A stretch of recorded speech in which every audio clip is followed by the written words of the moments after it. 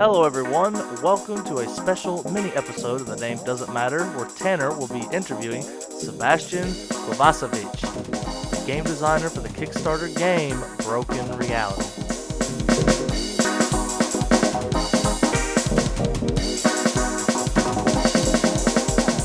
Hello, everybody. My name is Tanner Banks, and this is the podcast The Name Doesn't Matter. We have a special guest today, one of the developers from Borken Reality. Hello there, how are you? I'm doing well. Do you mind introducing yourself? Sure. My name is Sebastian Kovacevic. I am the game designer for Borken Reality, and All right. I think that's it. Cool. So for those of you that may not be familiar, Borken Reality is a game that is currently on Kickstarter that we at Slickster Magazine have recently featured in our Kick-Ass Kickstarter series, which is a series where we show video games that are going through crowdfunding campaigns that we believe really deserves a shout out. And during my time playing with the game, as well as my co-host JJ's time with this game, we both agree that this is a game that really has something special with it in terms of its tone, its style, and overall feel, as well as with just the pure effort that we can see in every detail in the game. Do you mind talking a little bit about it? All right. Well, this is a game that's been on the making for like 4 years already. It's been me and the artist for a long while, and then our programmer joined us just last year. This is the second time that we're trying to do a Kickstarter because last year we couldn't really show the vision of the game with our Kickstarter because we didn't have a programmer with us, as I was saying. Mm-hmm. And so, the demo that we've shown everyone is just the product of so many years of work and redoing from the part of our artist. That it's no surprise that it's really detailed and really obsessive in its construction. Awesome. So where did the initial kind of inspiration for this game really come from? Did it just come from, your time on the internet and just living in the 90s, or is this something that kind of had a spark that set everything in motion? Well, yeah, I mean, you'd really have to ask our artist, who is the guy that really came up with, like, let's say, the first spark or the first idea for the game. Mm-hmm. But to be honest, yeah, we've always agreed on the fact that it's like vomiting out everything that we've been consuming for so many years on the internet, or not only the internet, but TV or series or games in general. Like the mechanics and the dialogue, everything is sort of self-referential in a way. Yeah, especially with the Chronic character, who's an obvious allusion to Sonic the Hedgehog. Now, Oh yeah. when it comes to it, did you guys always have the vision of this kind of collect-a-thon style game that is noticeable in the demo, or is it going to be something that's more based off of each level's a little bit different and has a different kind of goal set? Right. Well, the answer is sort of both. Like, there's an overarching sense of a collectathon that you're going to get throughout the game, Mm. but every level has its own personality as well, and its own sort of design when it comes to the map, the look, and the kind of things that you're going to be doing in them. Like, some of them are going to be more linear, and a lot of them are going to be more like central with like different tasks around that center and stuff like that. Like, this one was like a jar of spaghetti in a way, double party. So it's like all over the place. It's kind of mazy and stuff like that. And Okay. we're going to be playing with different structures and that kind of those kind of things. Okay. So, what are some of the other kind of levels that we can see? I know in the Kickstarter it shows a more of a city style level. We've got this kind of resort style level with the demo. Are we going to be seeing kind of those kind of levels, or are we going to see some other stuff that maybe we haven't really seen before? We want to be able to play around with the mood of the game as the player progresses. Not everything is going to be as cheerful, or not everything is going to be as colorful, and stuff like that. We don't really want to spoil much about it, but there's going to be different moods and different kinds of places. Like this is just the intro, so in a way, it's very cheerful because the company that made the internet is really trying to hook its users into like buying into the system in a way. So everything's very cheerful and joyful and welcoming and stuff like that. But as you progress deeper into the internet, well, you start bumping like into its realities, I guess. Mm-hmm. Okay. So it kind of shows it's a dystopia with a utopia facade of sorts as we get further and further into the levels. Yeah, it could be seen as that. Absolutely. Cool. So I have had an absolute blast playing this game. I plan on trying to do a 100% run. I don't know if I'll be very successful because I have no idea where any of the secrets are hidden, and I refuse help from my co-host JJ, who's found at least one of them, and I think he has an idea where the others are, but I don't want to get any help, so I'm going to try and find it on my own. But what's been one That's of your yeah. favorite parts of just developing this game in general?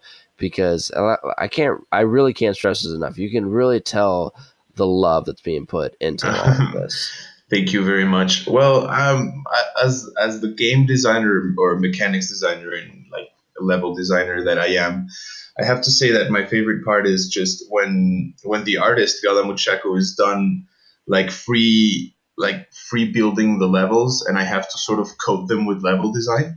I love that Mhm. part because he makes wonderful worlds that are really beautiful and really intrinsical and stuff like that. And once he passes them over to me, I feel like this huge creative freedom that I can do anything with them. So they sort of become like my playgrounds. Like I ask myself, okay, I'm arriving into this area. Like, what's fun? What do I wish that I could do in here, right? Okay. So So it's in a way like just being able to make a game, I guess. I don't know if that's a bit dumb, no, that makes perfect sense. Being able to kind of fit the vision of the artist with the reality of the games, which is a broken reality in its own. but I guess so, That yeah. definitely makes sense. So I'll be honest, my favorite item I would say in the game so far was definitely the sword that you use to slash through all the viruses and spam walls. Is there an item that we've seen so far, or is there an item that maybe we could have a peek at in the future that for you is just your absolute favorite, whether because it's really silly, whether it's just really satisfying, or it looks really cool? Because I'm not gonna lie, wielding a katana that has a big old rainbow trail behind it is feels pretty good. Right. Thank you for that. Yeah, I think the katana is a really really fun one. You can do a lot of things with it, and it's kind of ironic in its own right. But I have to say my favorite is the bookmarker because the one that you can teleport to. Yeah. You leave a mark and then you can teleport back to it. I love that one because it's such a challenge for me to make puzzles because I really have to think outside of the box for it. Like it's just when I think about the game and what I have to do for the future of it, it's always a tool that gives me a lot of it makes me think of the levels in a lot of different ways, and I think it can achieve a lot of cool puzzles. I think. Do you ever find yourself developing these puzzles that has it almost broken by the items that you have in the game otherwise? You mentioned the bookmark. Are there any other instances where it's like, oh, well, I can't really use this kind of movement puzzle because the little rainbow clicker makes it to where they can just kind of jump around it and kind of break the level? Oh, well, actually, the fact that the players can jump just a little bit because of the bookmarker is not really all that intended. We've just been trying to tweak it out little by little, but we don't want the character to like get stuck on the ground or stuff like that. So it's Gotcha. like in process of working, but it's not supposed to make you jump at all. There was a point where you could actually like skip a bunch of puzzles because of it. So it jumps less now than it used to. Okay, cool. But Because you asked me about future tools and stuff like that, and to be quite fair, the game used to be like at an earlier stage. The game used to be a lot more Metroidvania-ish in the bigger arc sense. Like, say you were gonna get the katana on the third level, and then you were gonna have to come back to Domo and open a new area in it and explore it and stuff like that. So it was gonna be a lot more like a Metroidvania. But then we sort of just played Breath of the Wild, and the design Oh, made sense, where you get every tool in the plateau at the beginning, and then the game utilizes them throughout the whole game, as opposed to what they used to do, where the last item that you got on the last dungeon, you were just gonna use in Ganon's tower. yeah, where it So kind of goes, the power up develops the plot and vice versa. exactly, yeah. So in this one, it made more sense from a game design perspective to actually just design every tool, just give the player every tool from the beginning, and actually build the game using those tools to the max. Yeah. So there's not going to be any new tools, but you are going to upgrade them. Like if I can give you Ooh. like a little like sneak peek, like the camera is going to become sort of like an eye of truth, in its sense, like it's going to see hidden things. Ooh. And yeah, there's going to be like each weapon is hopefully going to get an upgrade if possible. Ooh, that I can't wait to see what an upgrade to some of these is going to be. I think what I'm actually most looking forward to now is the bookmarker, because I'm wondering, will I be able to go back several spaces? Use a little bit of a control Z of sorts. Like, Exactly. That's why I'm telling you, like that's the one I like the most, because it has like a big design space and you can do pretty much anything with it. awesome. Now you mentioned Doma, which is actually one of my favorite portions of the first level in the demo. Really, a lot of it has to do with the music, because each section of the level has its own music that fades in and out depending on where you are. And Hmm. I absolutely loved just kind of walking around looking for secrets and just listening to that soundtrack. You know, how do you find the right music to fit with certain portions of the level, or do you find the music first and then build those levels around it? Well, it depends on the area, and it also depends a lot on our sound designer, Raúl Feliz, who isn't here right now, but he composed the song for the main part. The real beady one that everyone seems to bob their heads to. Yeah.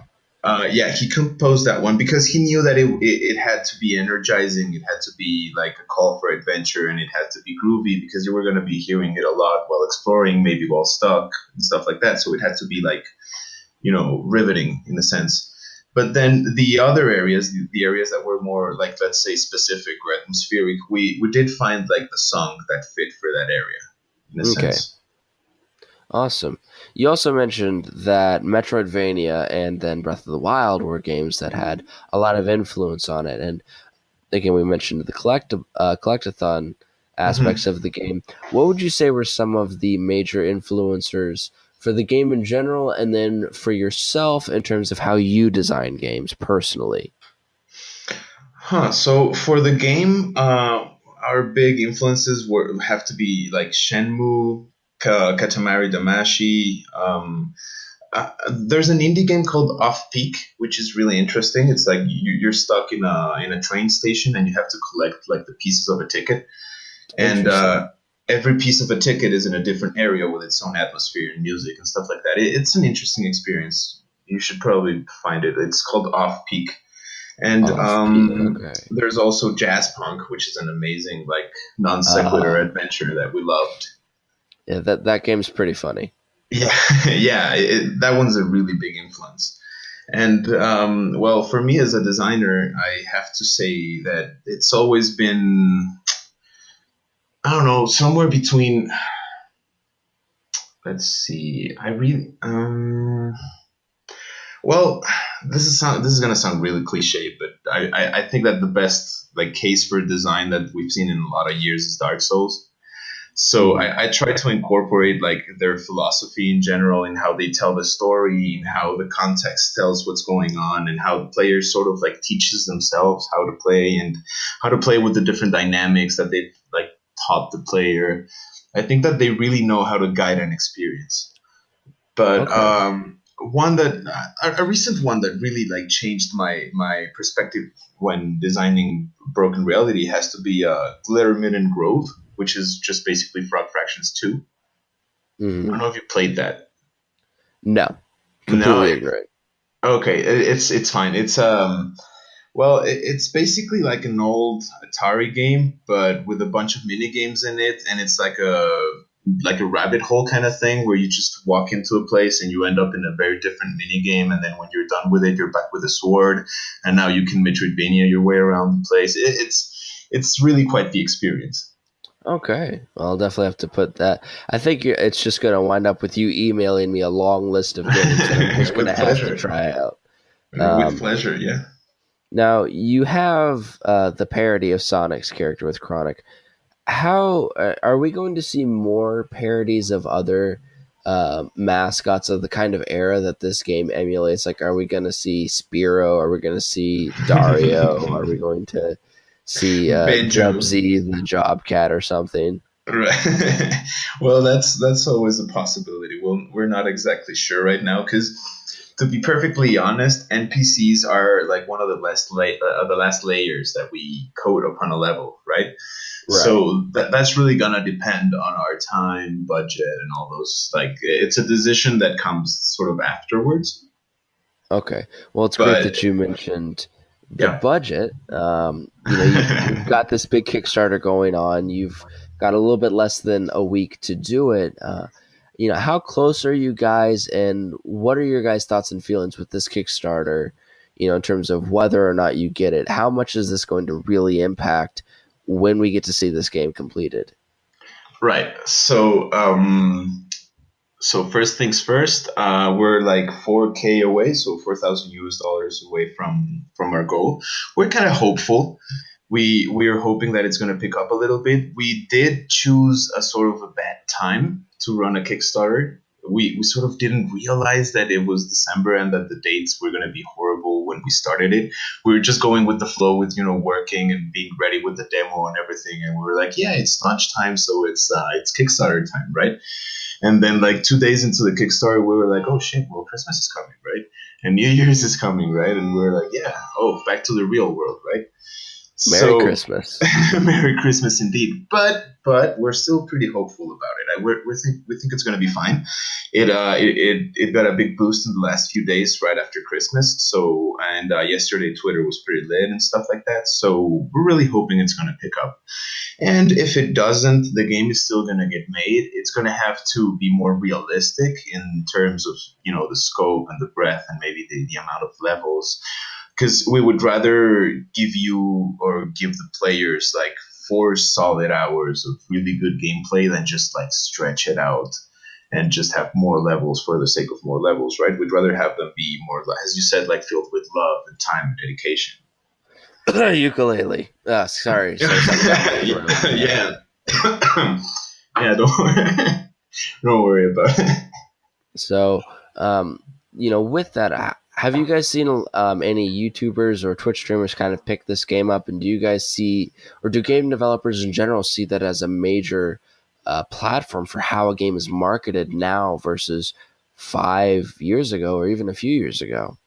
Right. Well, it was one of our big important like strategies to like try to get it to streamers when we were launching our Kickstarter. It's not like we have like a marketing team or anything, but we were like, yeah, I guess that's an in. Mhm. But I think it's due to the dates and everything that there's not been like a lot of like huge response from all the streamers that we emailed.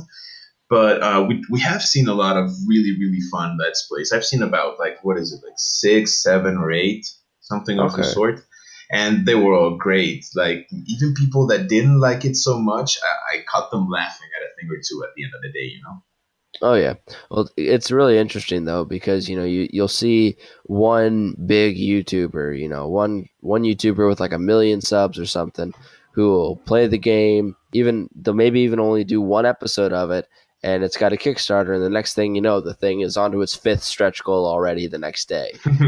Yeah, of course. So, Yeah, but is that's the dream. That's not really. I don't think that's a sane strategy, or that's a bit too wishful.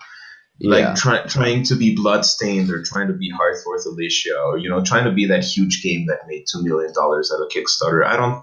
We weren't really aiming for that at all. Okay. So it's more about just getting to where it needs to be.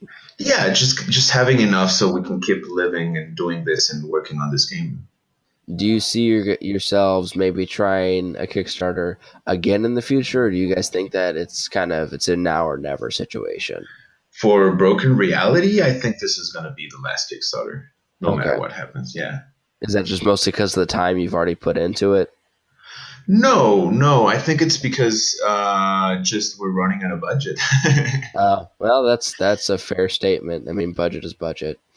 Well, it's interesting though. It's a shame that timing has so much to do with it. Because if it was quality instead of just that, I mean, you guys would have easily gotten your budget before this. Because I mean, the satire in this game is probably one of the most enjoyable aspects of it. It seems like every time I click on an ad, every time I like a picture, I talk to an NPC or something, I can see that situation and I can think of 3 or 4 different situations, in the past year or so where it's like, yeah, that hits pretty close to home. I don't know if that's more of a reflection on how witty you guys are or how sad and generic my own life is or how good the NSA surveillance is getting, but it's got to be one of those 3 or a combination of them. I think it's all of them. We just like to Oh, see God. ourselves as a mirror. I don't think that we're reinventing the wheel or anything like that.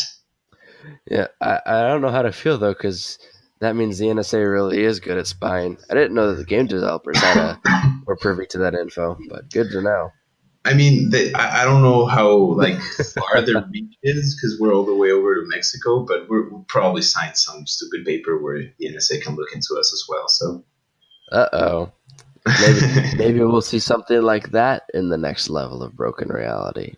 well, maybe actually, speaking of like stuff that's going on, like it's been really amazing to me how parallel like needing likes to enter a new website has to do with the whole net neutrality thing that's been going on lately. Oh yeah. Like I didn't want it to be like that. Like we never were like, oh, Broken Reality is a game where net neutrality, is done. But it sort of works like that in a sense. Oh, for sure. It's a shame, but at the same time, what is it? Fiction becomes reality. Science fiction becomes science fact. Well, yeah, it's supposed to happen, I guess.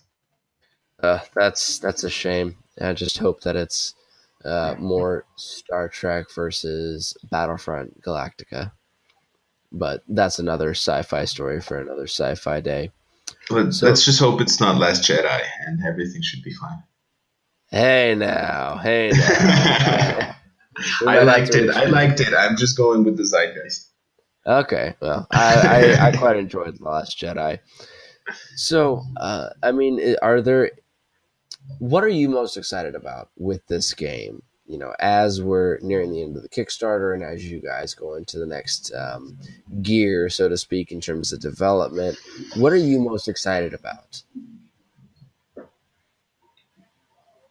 Let's see. What am I most excited about?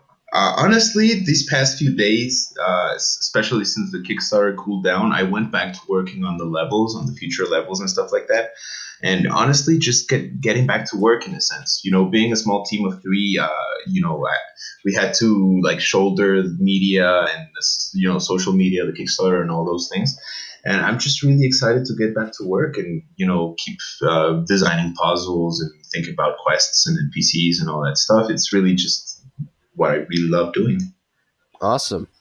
Well, thank you very much for taking the time out of your very busy schedule. I know that you hardly have a moment to yourself, it seems, but I just want you to know that we here at Slickster Magazine love the game you guys are designing, and we wish you nothing but the best of luck with the Kickstarter, the game development in general, and just wherever you guys head after this, because you guys really have something special on your hands. I really want to thank you for taking the time, for doing this interview and the editing that it's going to take, and just doing everything for us. It's amazing, man. Don't worry, we're a bunch of lazy assholes when it comes to editing. All right, so you're just going to mush them together, basically. Maybe. All right. Well, thank you so much for your platform and for hearing us out and everything. It's what we're really here wonderful. For. Yep. You have a good night. You too. Take care. All right, everyone. I hope you enjoyed listening to this interview. Please visit the Broken Reality Kickstarter page and feel free to donate or show any support to the developers that you can. Every bit of help and support you all show really does help, And as always, I shall see you guys next time in the Name Doesn't Matter podcast.